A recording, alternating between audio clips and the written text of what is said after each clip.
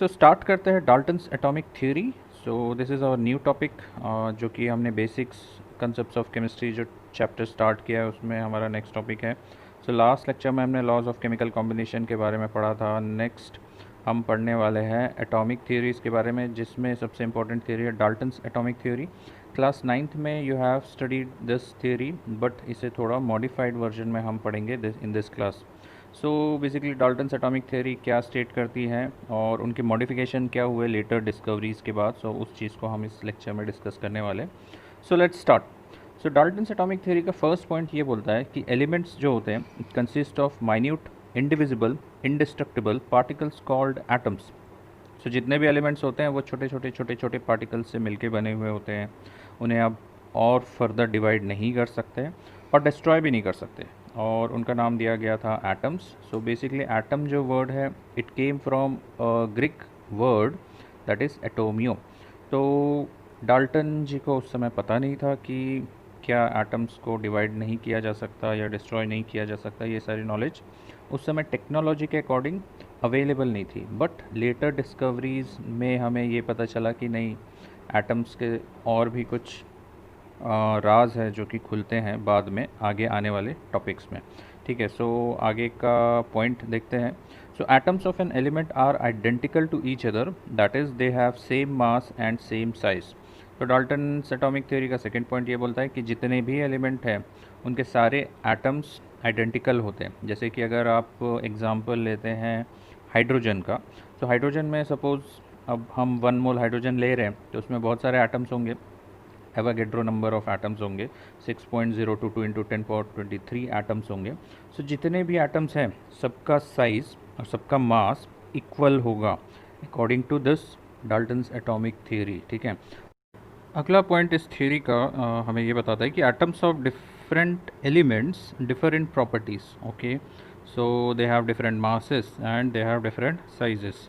Okay, so this is an obvious point कि अगर आप दो एटम्स को कंपेयर करोगे, suppose you have an atom of hydrogen and you have an atom of oxygen, so both will have different properties, both will have different mass and their sizes will be also different। ठीक है, ऐसे आप कई atoms ले सकते हो, कई atoms को कंपेयर कर सकते हो, अलग अलग एटम्स को, उनके मासेस और उनके साइजेस डिफर करते हैं। ठीक है, so this was the third point of this theory. Next point हम देखते हैं, that is compounds are formed when atoms of different elements combine with each other in simple numerical ratios। See this thing we have studied in laws of chemical combination कि कैसे कैसे ratios में combine होते हैं compound formation के लिए। So this was also included in Dalton's atomic theory। So compound का formation होता है जब atoms अलग अलग elements के combine होते हैं simple numerical ratio में। फॉर एग्ज़ाम्पल हम फॉर्मेशन करते हैं H2O का। H2O सबसे सिंपलेस्ट एग्जाम्पल होता है, इसलिए हम H2O लेते हैं हमेशा। सो H2O में अगर हम देखें तो एटम ऑफ हाइड्रोजन कितने एटम्स दिख रहे हैं हमें 2, और ऑक्सीजन के कितने एटम दिख रहे हैं 1। सो सिंपल रेशियो अगर हम कैलकुलेट करेंगे एटॉमिक रेशियो का, एटम्स के रेशियो का, ठीक है, so that will be 2:1। Similarly अगर CO2 आप एग्जाम्पल लेते हो तो कार्बन कितने एटम्स दिख रहे हैं CO2 में 1 एटम, और ऑक्सीजन कितने एटम्स दिख रहे हैं 2 एटम्स। सो रेशियो कितना हो गया, simple ratio, so that will be 1:2। Okay, so similarly दूसरे कंपाउंड्स का फॉर्मेशन भी कुछ इसी तरह से होता है अकॉर्डिंग टू दिस थ्योरी। ठीक है, हमने अभी मॉडिफिकेशंस नहीं पढ़े हैं। सो इस थ्योरी के अकॉर्डिंग सिंपल रेशियो में ही कंबाइन होते हैं elements to form the compound. So चलिए देखते हैं आगे अगला पॉइंट क्या बता रहा है हमें। Atoms cannot be created, destroyed or transformed into atoms of other elements। So हमें ये बताना चाह रहे हैं कि जो एटम्स है उसको आप क्रिएट नहीं कर सकते, ख़त्म भी नहीं कर सकते और ट्रांसफॉर्म भी नहीं कर सकते अदर एटम्स में ऑफ अदर एलिमेंट्स। ठीक है, सो सिंपली ये बताना चाह रहे हैं कि जो एटम, अगर आपने हाइड्रोजन लिया है तो हाइड्रोजन से आप दूसरा एटम कोई नहीं बना सकते हो, या आपके पास अगर कार्बन है तो कार्बन से आप कोई दूसरा एटम नहीं बना सकते हो, या फिर आपके पास आयरन है तो आप उससे कोई भी नया एलिमेंट नहीं बना सकते। ठीक है, बेसिकली केमिस्ट्री की अगर स्टोरी किसी ने पढ़ी होगी तो जो साइंटिस्ट ने केमिस्ट्री की जो स्टडी स्टार्ट की थी, basically this was the motto कि वो एलिमेंट्स का ट्रांसफॉर्मेशन कर सके। वो एक ऐसा स्टोन बनाना चाहते थे जो कि फिलोसोफर्स स्टोन के नाम से फेमस है, कि जो दूसरे मेटल को या दूसरे एलिमेंट्स को टच करे तो उन्हें गोल्ड में ट्रांसफॉर्म कर दें। तो बेसिक स्टडी जो केमिस्ट्री की स्टार्ट हुई थी, बेसिक मोटो यही था, बट धीरे धीरे नई नई डिस्कवरीज होते गई तो हमें नई नई थ्योरीज मिलते गई, नए नए कॉन्सेप्ट्स मिलते गए। So this is how we came to these concepts. Okay, so let's see what are the modifications of Dalton's atomic theory, because जो फिफ्थ पॉइंट है ये तो आपने देखा होगा, एक मूवी आई थी that is iron man 2। So iron man 2 में आपने देखा होगा कि जो टोनी स्टार्क होता है उसका जो चेस्ट पीस होता है उसका एलिमेंट ख़राब हो जाता है, तो वो नया एक एलिमेंट डिस्कवर करता है किस तरह से। सो उसके बारे में थोड़ा सा डिटेल देख लेते हैं आगे। मॉडिफिकेशन जो हुआ है थ्योरी में, बेसिकली उन्होंने नहीं किया है, ये मॉडिफिकेशन साइंटिस्ट ने किया है। So let's see what are the modified forms of this theory. So, modified views of Dalton's atomic theory suggest कि atom is no longer supposed to be indivisible. So ये बोलते हैं कि atom तो divisible है भाई, एटम के अंदर सब एटॉमिक पार्टिकल्स हमें मिलते हैं, बहुत सारे सब एटॉमिक पार्टिकल्स होते हैं। बेसिक सब एटॉमिक पार्टिकल्स जो हम स्कूल लेवल पे पढ़ते हैं that are electrons, protons and neutrons. तो दीज आर बेसिक सब एटॉमिक पार्टिकल्स जो कि एटम को आप अलग अलग हिस्सों में आप देखोगे तो आपको मिलते हैं, ठीक है। So atom is not a simple particle but a complex one. Yes that's correct. Atom में और भी सब एटॉमिक पार्टिकल्स होते हैं, pi meson, quarks, neutrinos, anti neutrinos. This atom को इतना सिंपल ना समझे, बहुत ही कॉम्प्लिकेटेड एंटिटी है छोटा सा बट बहुत कॉम्प्लेक्स है, ठीक है। सो अगला पॉइंट देख लेते हैं। So atoms of same elements may not necessarily possess the same mass. Yes, that's the new discovery, and the discovery of isotopes confirmed this कि सपोज़ आपके पास दो, हम एग्जांपल यहाँ पे ले लेते हैं, एक ले लेते हैं कार्बन 12 और एक ले लेते हैं carbon 14। So you might have studied that carbon exist in two forms. So एक होता है कार्बन 12 और एक होता है carbon 14। So these are known as isotopes. They have same atomic number but their masses are different, ठीक है। सो अगर कार्बन अगर आप 100% ले रहे हो तो उसमें आपको मैक्सिमम परसेंट C12 का मिलेगा और उसमें कुछ परसेंट आपको C14 का भी मिलेगा।